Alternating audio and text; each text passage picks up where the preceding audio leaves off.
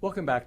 Our lesson is Response and Adaptation to Disability, and this is segment 2, where we're really going to emphasize a little bit of discussion on the type of disability and age of onset.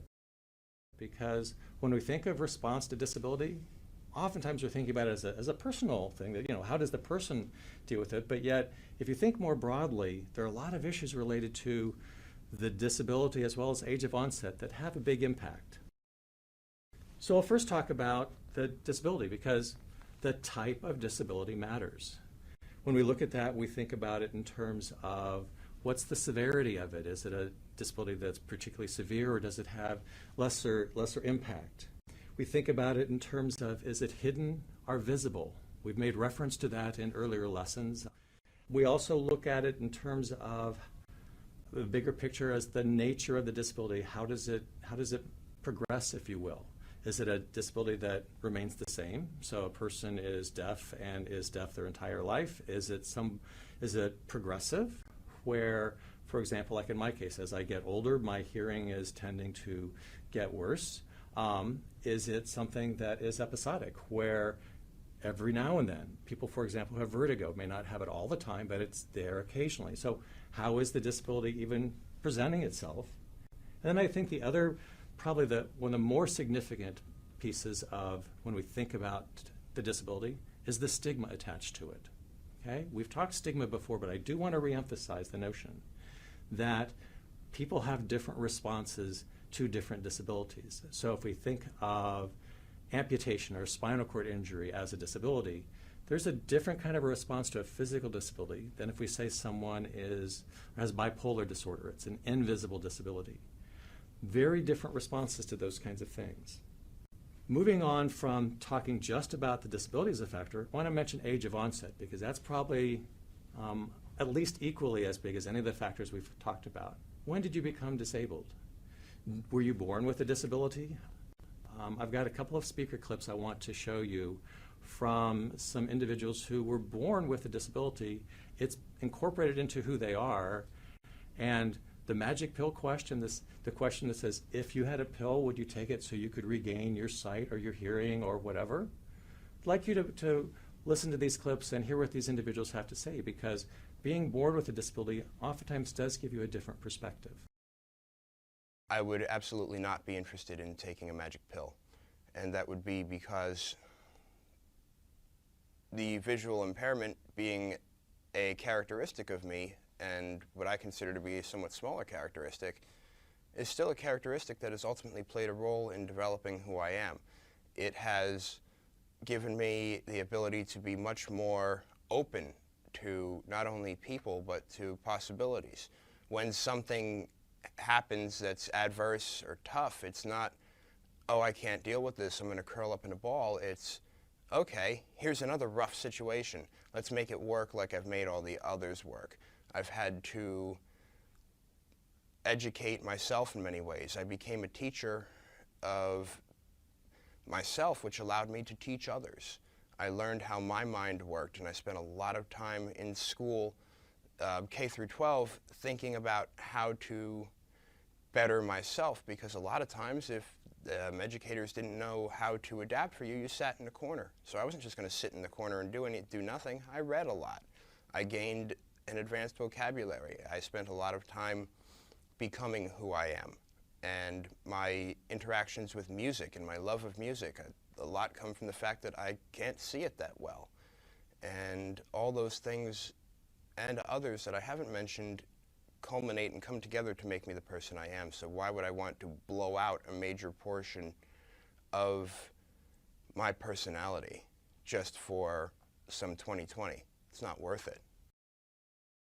I would not take any kind of magic pill or potion or anything like that to change who I am. I am who I am. It's taken me a long time to get comfortable with who I am. I don't want to change that. And my way is fine. And I found that since I've taken in my roommate, she would have been homeless if I hadn't brought her in, if I hadn't, given her somewhere to live. I found that she kind of looks up to me and she's like, oh, I see how strong you are and how much you do. And, I don't see myself as being a role model for other people, but I think other people are seeing me as role models without me even intending it. And I wouldn't want to change that, and I don't think I'll ever stop sharing, what I've learned, or stop trying to shatter the stigmas associated not only with mental illness, but with other disabilities as well. Before I started taking your class, I thought for sure I would hand it over in a heartbeat. But I've kind of opened my eyes to, what? I've helped so many people. I've met children who have it, and I've worked with them at a camp this summer for kids with epilepsy. And they live normal lives just like anybody else. And because of my epilepsy, I've been able to talk to my dad about his. He's now taking a different medication because he's comfortable only talking to me about it. And if I didn't have it, he wouldn't do that. And, it is part of who I am, and I wouldn't change it for the world. If there was a pill that I could take that would take away my deafness, I would take it, but only on one condition, that there was an on and off switch. Because I really cherish the silence, and I'm really immersed in that. It helps me in so many ways.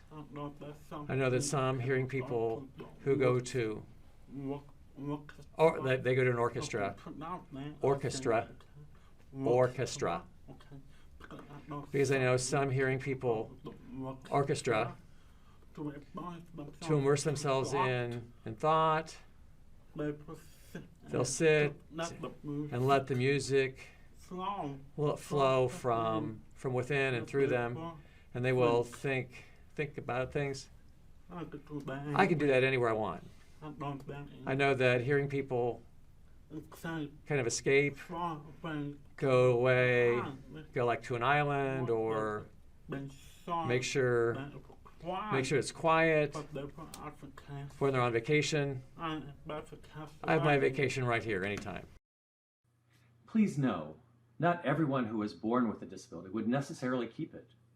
As another perspective, let's hear from Alex. I definitely would take it, yeah, because I think that there are a lot of things that I wouldn't have to deal with if I weren't disabled. Like I said, the world isn't designed for me. It's designed for someone that doesn't have a disability. And a lot of times I'll bring up certain issues to people that aren't disabled, whether it be, how heavy a door is, or putting a button on the door to help me open it better, or things like that. And a lot of times when they see me struggling, they don't realize it until they actually see that, because it's not something that they deal with every day. So I definitely would take the pill, for sure. Now, if you acquire a disability, I will acknowledge certainly that there's a different response set to that. And because of the nature of the MOOC and our course, we're not going to have time to go into it in great depth, but certainly many people who acquire a significant disability, depending upon what stage in their life, what kind of supports they have, and so forth, it can be a very big deal and really cause lots of heartache, anxiety, depression.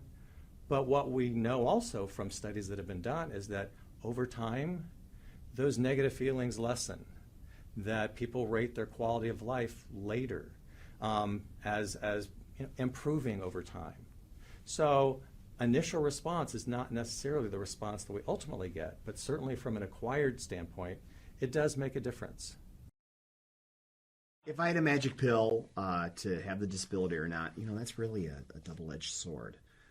I have been in the chair for over 25 years, so more than half my life, and you can add those numbers up, you figure out how old I am. Yes, I'd take the magic pill in the fact that I was very active in the sports,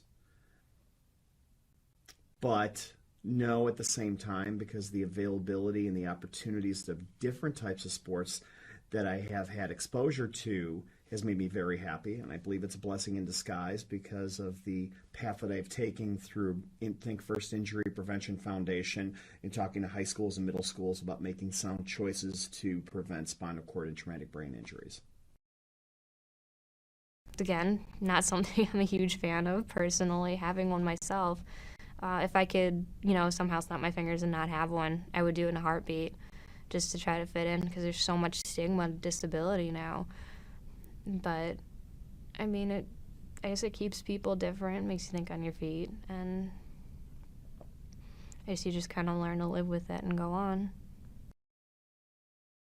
Once we hear from Mark, we'll take a break and we'll move to our next segment where we will be talking about some individual and family factors that affect one's adaptation to disability. Well, first off, I'd say yes, give it to me.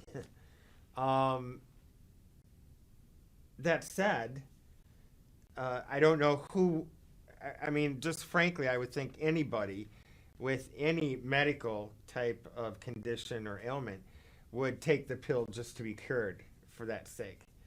But if with that pill and that cure, I lost the lessons that I've learned, or I would lose the man I've become, then no, my answer would be no, I wouldn't want that pill. Because I much more enjoy who I am now, today, as having learned through this experience and grown through this experience. I much prefer who I am today than who I was before.